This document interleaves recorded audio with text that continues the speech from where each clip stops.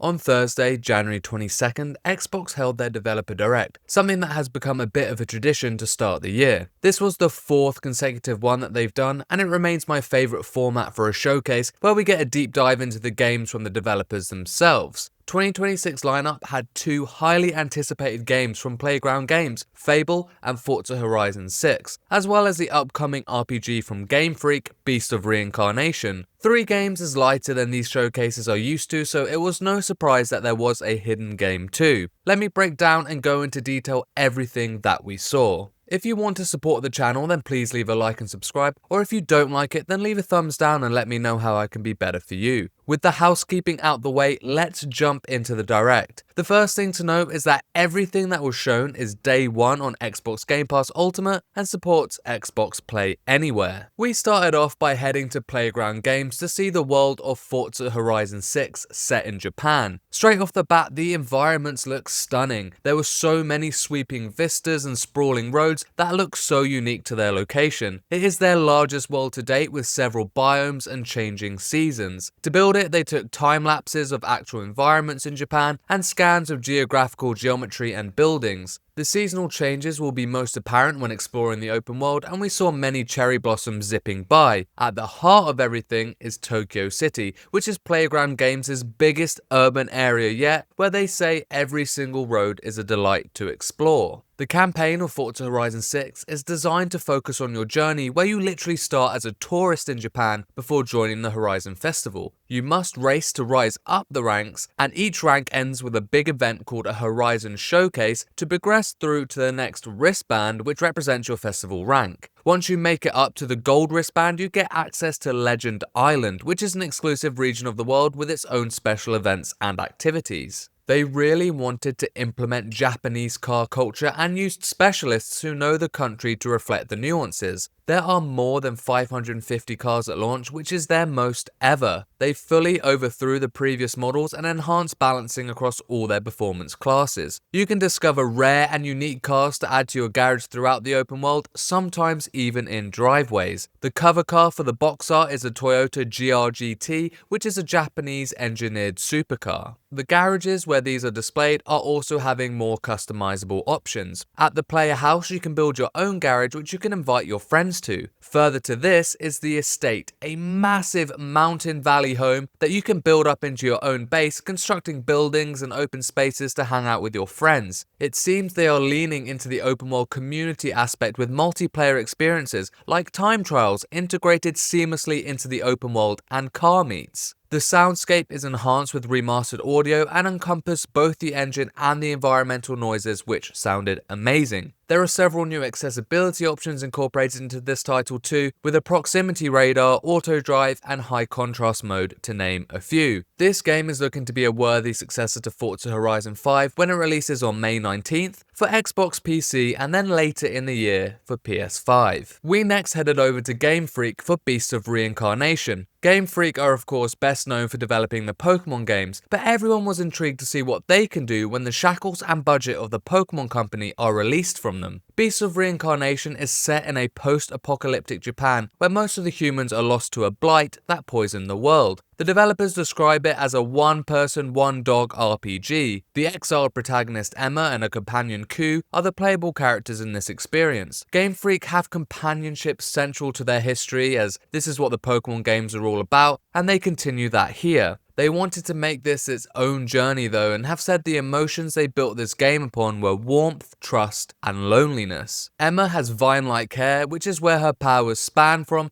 and she can manipulate it for traversal and combat. Plants are the core motif of this title, and they are interwoven into the enemies as well as Emma and Ku. The creatures, called Malefacts, are animals fused with plants and turned aggressive due to the blight. Then there are Nushi, which are more powerful boss enemies where Emma and Ku get their power upgrades from after defeating. Emma has the ability to hunt Malefacts and seal the blight within her body, meaning that she is on a hero quest. The other main enemy type are human-built golems, which are souls trapped in mechanical bodies that have lost control. Combat is your traditional third-person action hack-and-slash with RPG mechanics. The blooming arts are the skills powered by Emma's vine hair, and we saw her launching herself in the air, swinging vines around, spawning large flowers. It all looked pretty cool. Coup can be controlled with a menu that pauses combat for commands, something similar to Final Fantasy VII Remake. Both Emma and Coup have their own skill trees that influence the other's actions and bolsters their bond. You can create different playstyles and builds through the skills you choose to unlock in these trees, and further enhance combat through the use of spirit stones that can be attached to your weapons. The developers say there are loads of combinations to explore, implying lots of build types. I personally hope it doesn't go too into the deep percentage increases we have sometimes seen in action RPGs, but I guess we'll have to find out this summer when Beasts of Reincarnation releases on Xbox, PlayStation, and PC. Sliding in next from the shadows was the secret game coming from Xbox creative powerhouse Double Fine. They only released the game this last October with Keeper, but they are already releasing another brand new game this year with Kiln. Kiln is described as an online multiplayer pottery party brawler. That's a tongue twister. It is just as much about creating as it is about competitive destruction. You start off as a naked spirit before hitting the pottery wheel to create your body, a pot that you can show off your design as well as compete in fights. The gameplay mode they showed was called Quench. This is a 4v4 brawler where the objective is to carry water to the enemy's territory and extinguish their kiln. Each ceramic body you make can benefit from different playstyles. You create a small nimble saucer that could nip at the ankles of a big pot, ultimately smashing it before it can hit you, or you could create a pot with a large opening to carry as much water as possible. You can also create anything in between. It really comes down to how you want to play.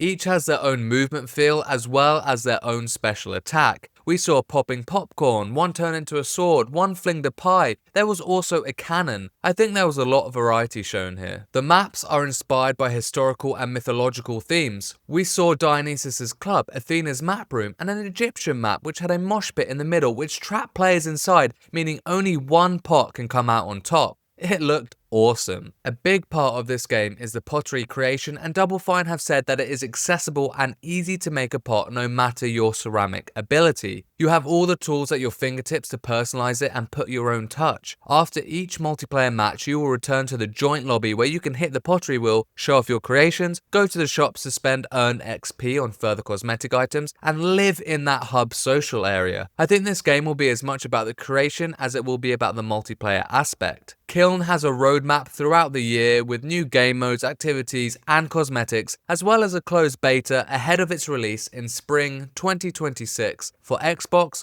PlayStation, and PC. Lastly was my most anticipated game going into this direct, and that was Fable. Heading back over to my home country and Playground Games, we got our first real look at this massive open world RPG being brought back to life by these developers who have shot into success due to the Forza Horizon series. Fable is their first ever open world action RPG, and they wanted to be faithful to the original trilogy while also trying to stand on its own as a new beginning, meaning that it can be enjoyed by returning players and new players alike. This is a game about choices, and specifically the consequences of these choices. There are so many social mechanics at play here that we got a deep dive on. You can buy a house, get a job, make money, romance anyone, get married, have kids, get divorced, have more kids. All of your choices and their consequences will be visible to see. The world of Albion is filled with what the developers call a living population of more than 1,000 inhabitants. Each of these have their own name and unique daily routine. You could follow someone and watch what they do for a whole day cycle, and it will be different to any other person. You can have fully voiced interactions with this population and shape their opinions of you. You can employ them to your business and they will call you boss. You can become their landlord and rent them a bed. You could evict them and make them hate you as you approach them living on the street. It is incredibly immersive, and I couldn't believe what I was watching. It looked amazing. Every action you take makes a reputation for yourself, which plays into the morality system which makes a return here. Different from the original trilogy, this morality system will be built upon grey areas and subjectivity. People will have different views on what you do and make their own opinion on whether they think it's bad. If you buy every town in the village, some people will think you're a rich twat, while others will think you're a suave tycoon. But the best bit about it is they will always be vocal about this. There is a lot of loud judgment in this game, which is hilarious and key for that British humour. The choices extend into the quests too. The example they gave is of the giant at the start of the game, which we saw in the first reveal trailer. At the end of that quest, you can choose to slay the giant or let him live. If you slay him, his corpse will lay visible in the countryside for the whole game, which will affect house prices and people's feelings towards you. Every single thing you do matters. The story is a narrative of the hero where you start as a child encountering your powers for the very first time, and then when you grow up, a calamity occurs which turns everyone in your village to stone. You go out on your quest across the beautiful environments of Albion, on which they showcased several. There were bustling cities, dark swamps, overgrown vegetable patches, sweeping meadows, everything you could want from a fairy tale fantasy. This is a truly open world Albion, and you have the freedom to go anywhere you want at any point in the game. This freedom also extends to the hero you want to be, as you can create your own character not only through appearance options, but also skills and abilities in combat. The combat is third-person action with melee weapons, ranged weapons, and spells. We saw swords, daggers, and hammers in the direct, as well as a short bow and quick-firing crossbow. For the spells, we saw a transformative spell, a fire spell, a lightning spell, and a spell that shot small swords at enemies. I thought the combat looked great, and I was really impressed and honestly relieved, as this was the area I was most concerned about before this reveal. I'm really looking forward to diving into the skill trees and seeing what magic I can unlock, as that looked the most intriguing to me. Fable showcased really well and is promising a lot with super deep systems to give the most expansive and well-rounded fantasy RPG I can think of. If this delivers on what it showed, it could be a generational game. I really can't wait for this one, and it becomes my most anticipated release for this year when it comes to Xbox, PlayStation and PC in autumn 2026. That's everything we saw at this year's Xbox Developer Direct, and it was a really good one. This year did have less games than previous years with only 4, but each one of them had high quality. Fable was the showstopper for me. That game looks like everything I could have dreamed of. I think back to the times when I was enamored by Fable 2 and kept renting it out from Blockbuster so I could finish it. If this game delivers on everything it displayed in this direct, it will no doubt be my game of the year. 2026 is really looking exciting for Xbox for its 25th anniversary, and now all players get to enjoy it too with their multi-platform strategy. Just like Xbox, I've got a big year of content planned for 2026, and I can't wait to grow this community. Next week, you can expect the best games of February video, followed by reviews for Final Fantasy VII Remake, Reanimal, and Romeo is a Dead Man coming in February. If you like this content, please leave a like and subscribe, or leave a thumbs down and I'll try to be better next time. If you want to see my 2025 Game of the Year video, then check it out now, and for everything else, casual gamer, keep it here. Peace and love.